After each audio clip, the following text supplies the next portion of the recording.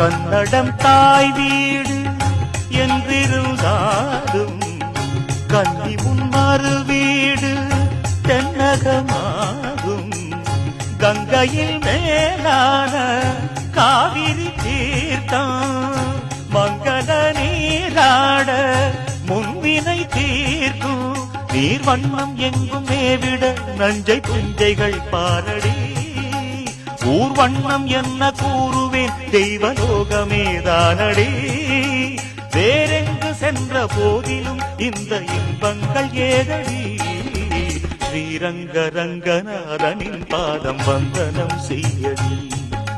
ஸ்ரீதேவி ரங்கநாயகி நாமம் சந்ததம் சொல்லடி.